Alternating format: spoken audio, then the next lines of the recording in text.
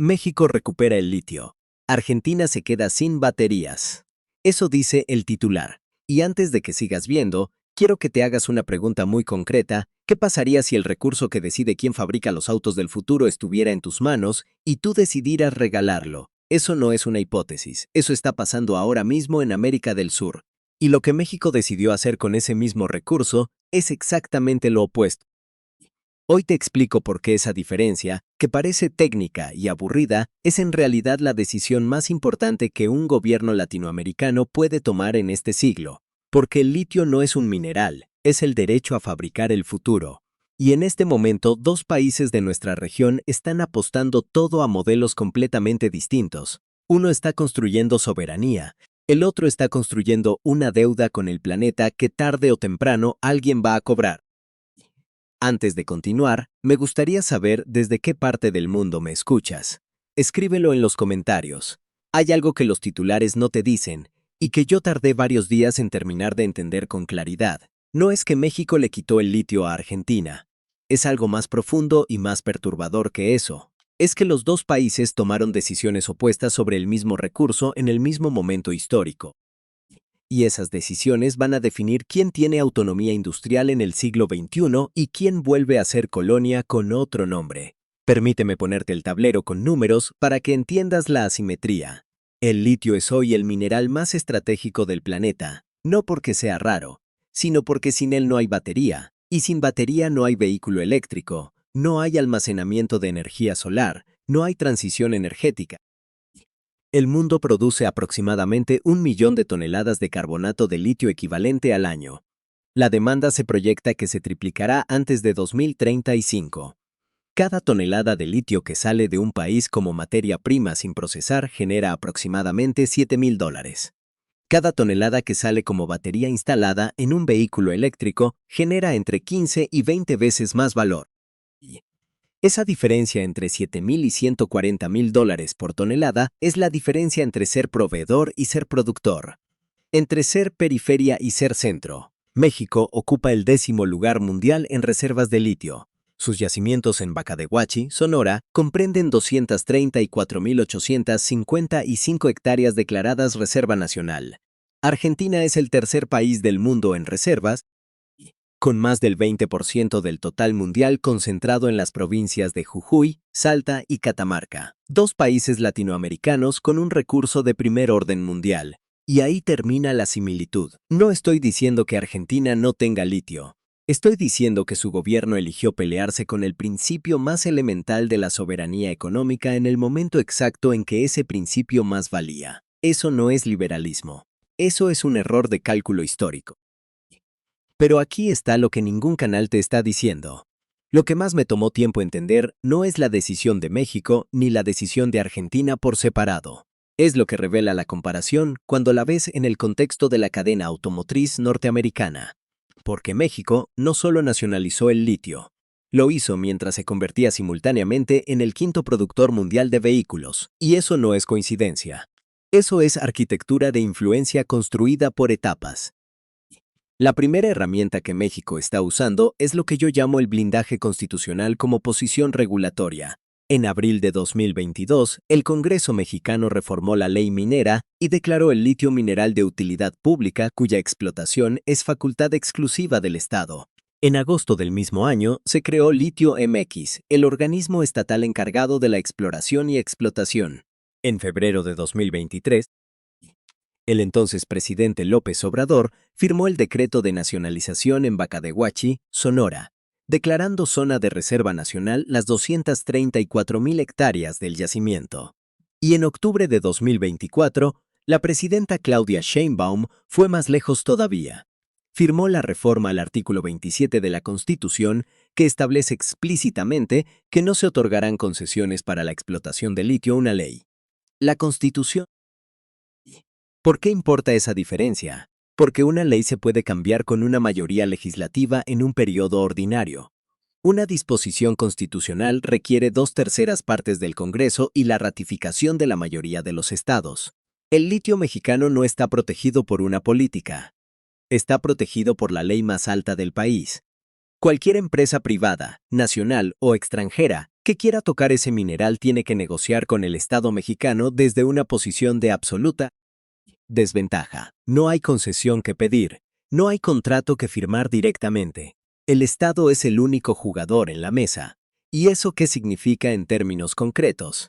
Significa que cuando llegue el momento en que México tenga la tecnología para extraer litio de arcilla a escala comercial, algo que Sheinbaum reconoció que aún está en desarrollo, pero para lo que el gobierno ya trabaja con la UNAM, ese mineral va a ser negociado con un valor agregado que el Estado mexicano controla completamente. Nada sale sin que México decida cómo sale, a quién sale y a qué precio sale. Ahora mira lo que hizo Argentina con el mismo recurso en el mismo periodo de tiempo. Javier Milei asumió en diciembre de 2023. Uno de sus primeros movimientos fue promover la ley bases aprobada en julio de 2024, que creó el régimen de incentivo para grandes inversiones, conocido como RIGI. El RIGI otorga beneficios fiscales, cambiarios y aduaneros a cualquier empresa que invierta más de $200 millones en Argentina. Eliminó el impuesto de exportación del 8% sobre minerales. Eliminó la obligación de que las empresas reporten datos financieros y ambientales al gobierno. Y abrió la puerta a la privatización de empresas mineras estatales. El resultado inmediato fue lo que la prensa económica llamó una fiebre del oro blanco. Río Tinto, la segunda empresa minera más grande del mundo, de capitales anglo-australianos, ingresó su proyecto Rincón al RIGI con una inversión de $2.744 millones para producir hasta 60.000 toneladas anuales de carbonato de litio. Posteriormente presentó su proyecto Fénix en Catamarca, con $530 millones adicionales. La empresa china Zijin Mining también ingresó proyectos. La coreana POSCO, la australiana Galan Lithium. Al cierre de julio de 2026, 6 de los 12 proyectos aprobados bajo el RIGI correspondían a litio, con inversiones comprometidas por más de $6.000 millones. JP Morgan Chase proyectó que Argentina podría superar a Chile como segundo productor mundial en 2027. ¿Y cuánto de ese valor se queda en Argentina? Esa es la pregunta que nadie en el gobierno de Milei quiere responder en voz alta. Aquí es donde necesitas guardar una pregunta que voy a responder más adelante, después del minuto 15. Si Argentina está produciendo tanto litio y atrayendo tanta inversión, ¿por qué ese modelo podría ser la peor decisión estratégica que un país latinoamericano ha tomado en décadas? La respuesta cambia completamente la forma en que ves todo lo que viene a continuación. La segunda herramienta de México es el silencio diplomático como respuesta calculada. Y es la que menos se entiende, pero la que más duele. México no ha declarado nada sobre el modelo minero argentino. Ningún funcionario de la Secretaría de Relaciones Exteriores ha criticado el RIGI. Sheinbaum no ha dado ruedas de prensa sobre las decisiones de Milei respecto al litio. No hay comunicado conjunto ni declaración de posición. Y eso, en el lenguaje de la diplomacia, no es indiferencia. Es una forma de poder que los analistas de cable no saben leer. Cuando un país con una posición regulatoria más sólida no comenta la posición de un competidor más débil, está haciendo dos cosas al mismo tiempo. Primero, está manteniendo la dignidad del interlocutor. México no necesita señalar el error de Argentina porque el tiempo lo va a hacer solo. Segundo, está protegiéndose de la reciprocidad. Si México critica el RIGI de Milei, Argentina tiene el derecho diplomático de responder cuestionando los avances reales del litio MX, que en efecto son modestos hasta ahora. El silencio elimina ese flanco. Hay un precedente histórico que ilumina esto perfectamente. En 1938, cuando el presidente Lázaro Cárdenas expropió el petróleo y creó Pemex, las empresas británicas y estadounidenses afectadas hicieron exactamente lo que Milei está haciendo ahora: abrir el mercado a cambio de inversión inmediata.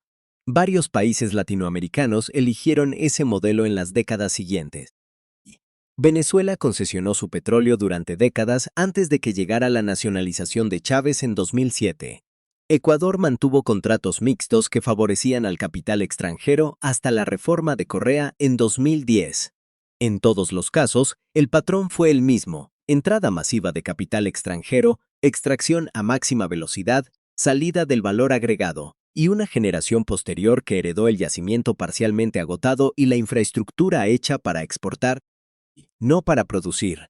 La diferencia doctrinal entre México y Argentina en este momento no es ideológica en el sentido superficial, es arquitectónica. México está construyendo una posición regulatoria que le permite negociar desde adentro. Argentina está construyendo una posición extractiva que le permite exportar desde afuera. Y en la economía de las baterías del siglo XXI, esa diferencia es la diferencia entre ser Alemania y ser el Congo.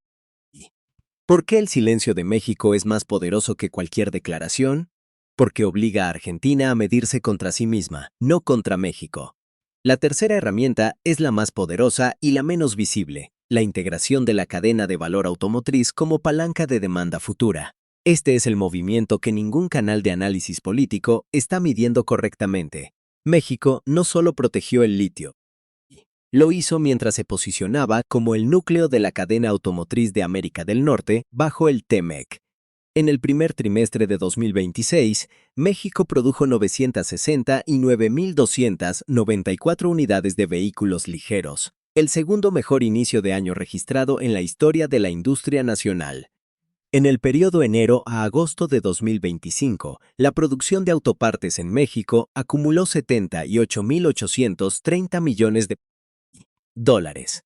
México mantiene el 43.3% de participación como proveedor de autopartes al mercado importador de Estados Unidos. ¿Y qué tiene que ver eso con el litio? Todo. Tesla anunció una gigafábrica en Santa Catarina, Nuevo León, en el área metropolitana de Monterrey. La planta sería de las primeras en México dedicadas completamente a la fabricación de vehículos eléctricos y representaría la inversión de nearshoring más grande de la historia del país.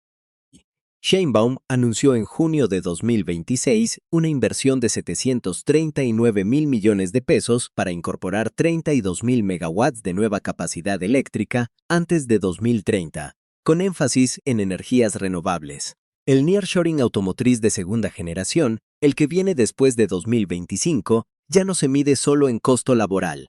Se mide en integración tecnológica, certificaciones, contenido local y cadena de suministro. En ese contexto, tener el litio bajo control estatal no es una posición ideológica, es una ficha negociadora. Cuando una empresa automotriz global quiera establecer producción de baterías en México, que es el destino lógico dado el TEMEC, va a necesitar acceso a insumos. Y el Estado mexicano va a estar sentado en esa mesa con el litio de Sonora como carta. Argentina, en ese mismo momento, va a tener el litio ya comprometido en contratos con Río Tinto y Zijin Mining, bajo condiciones que el RIGI hace extraordinariamente difícil de renegociar. Una empresa en Jujuy produce litio para exportarlo en barcos que van a China o a Europa. Ese litio regresa a Argentina convertido en batería, instalada en un auto que Argentina compra. El valor del mineral salió, el valor del procesamiento salió, el valor de la manufactura salió. Lo único que quedó fue el agujero en el salar y 500 empleos permanentes en el desierto de Salta, según las propias proyecciones de Río Tinto. Ahora quiero que conozcas a dos personas. No son personajes públicos. Son el tipo de personas que existen en Argentina y en México y que pagan con su futuro las decisiones que sus gobiernos toman hoy. El primero es Rodrigo. Tiene 41 años, vive en San Salvador de Jujuy y lleva 12 años trabajando en operaciones de minería. Cuando llegó el RIGI y Río Tinto empezó la expansión del Rincón, Rodrigo pensó que su momento había llegado. 500 empleos permanentes, dijo el gobierno. Pero Rodrigo ya sabe cómo funciona esto. La fase de construcción trae 3.000 trabajadores temporales. La fase de operación se automatiza. Los ingenieros senior vienen de afuera. El litio sale en camiones hacia el puerto de Antofagasta. Rodrigo va a tener trabajo, pero el valor de ese trabajo no se va a quedar en Jujuy. Se va a quedar en los reportes trimestrales de Río Tinto en Londres. La segunda es la familia Contreras Díaz. Viven en Cajeme, Sonora, a menos de 200 kilómetros de Bacadehuachi. El jefe de familia lleva 20 años en la industria automotriz de la región. Cuando empezó a escuchar sobre Litio MX y la planta piloto de la UNAM, no entendió los detalles técnicos. Pero entendió una cosa muy simple, que el mineral que está debajo de su tierra no va a salir en camión hacia otro país. Va a quedarse aquí hasta que México sepa qué hacer con él. Y cuando México lo sepa, va a haber trabajo para sus hijos. No en la mina, en la fábrica de baterías. Ninguno de los dos votó por la política del litio de su país. Ninguno diseñó el RIGI ni la reforma constitucional. pero los dos van a vivir con las consecuencias durante el resto de su vida productiva. A eso se le llama soberanía aplicada, y reconocerla cuando la vemos, sin importar quién la ejerza, es lo que nos distingue como analistas de lo que somos como ciudadanos. Hay que detenerse aquí un momento y mirar hacia atrás, porque el debate sobre el litio latinoamericano no empezó con Milei ni con Sheinbaum. Tiene raíces que explican por qué dos países con recursos similares llegaron a decisiones tan opuestas. Bolivia es el caso que más ilumina esta historia. En 2006, Evo Morales llegó al poder con una agenda de nacionalización de los recursos naturales. El litio del Salar de Uyuni, el más grande del mundo, fue declarado Patrimonio Estratégico del Estado. Durante años, Bolivia resistió la presión de las empresas alemanas, coreanas y chinas que querían acceso sin condiciones. Negoció contratos con valor agregado como condición no negociable. El resultado fue una industrialización más lenta, sí. Pero Bolivia hoy tiene una empresa pública de baterías, YLB, con capacidad de producción de carbonato de litio y se está moviendo hacia la producción de baterías a escala piloto. Nadie le regaló eso. Lo construyó a golpe de soberanía negociada. Chile es el caso intermedio. En 2023, el presidente Boric lanzó la Estrategia Nacional del Litio con la idea de que el Estado tomara una participación mayoritaria en los nuevos contratos. SQM, la mayor productora privada del mundo, negoció una asociación con la empresa estatal Codelco que le da a Chile participación en el valor agregado. No es nacionalización completa, pero es una posición regulatoria que Bolivia y México reconocen como racional. Argentina es el único país del Triángulo del Litio más México que eligió el modelo opuesto. Y lo eligió en el momento exacto en que el precio del litio estaba cayendo globalmente por sobreoferta, lo que significa que Argentina entregó sus mejores condiciones de negociación cuando tenía menos poder de mercado. En geopolítica, eso no se llama mala suerte, se llama error de cálculo estratégico. En mayo de 2022, México extendió a Argentina una invitación formal para participar en el Foro Litio Lat en Ciudad de México, descrito como una exploración de mecanismos de cooperación regional en materia de litio. Argentina participó. Ese fue el último momento en que los dos países estuvieron en la misma conversación sobre el mismo recurso. Desde entonces, las trayectorias divergieron de manera que hoy parece difícil de revertir. Y ahora llegamos a lo que tardé más tiempo en entender. La revelación que justifica todo lo que has escuchado hasta aquí. El movimiento de México no es únicamente proteger el litio, es crear las condiciones para que el litio sea la razón por la que las cadenas de manufactura de baterías se establezcan en territorio mexicano bajo las reglas del TMEC. Y la clave de ese movimiento está en una cláusula que pocas personas fuera de los equipos de negociación comercial conocen.